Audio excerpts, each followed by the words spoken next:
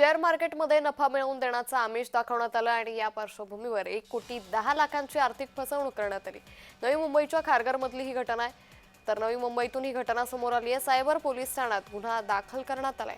नवी मुंबईतील खारघर येथील रहिवासी चिंतन पंचोली यांना शेअर मार्केटमध्ये ऑनलाईन गुंतवणूक केल्यास अधिकचा नफा मिळेल अशी बतावणी करत यावेळी फसवणूक करण्यात आली आहे।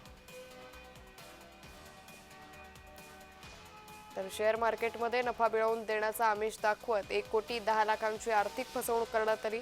नवी मुंबईच्या खारघरमधली ही घटना आहे। सायबर पोलीस ठाण्यात गुन्हा दाखल करण्यात आलाय।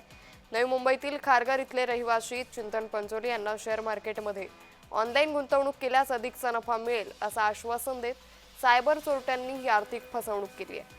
शेअर मार्केटमध्ये ट्रेडिंग आणि IPO खरेदी करून अधिकचा नफा मिळेल असं आश्वासन देत तब्बल 1,10,32,000 रुपयांची आर्थिक फसवणूक केली आहे। सायबर पोलीस ठाण्यात या प्रकरणी गुन्हा दाखल करण्यात आलाय। तर पुढील तपास पोलीस करतायत।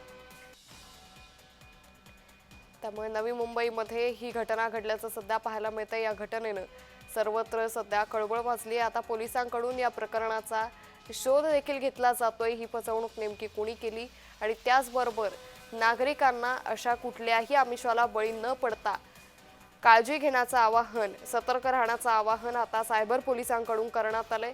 नवी मुंबईमध्ये ही घटना घडली आणि या पार्श्वभूमीवर सध्या सायबर पोलीस देखील अलर्ट मोडवर आल्याचं चित्र पाहायला मिळतंय।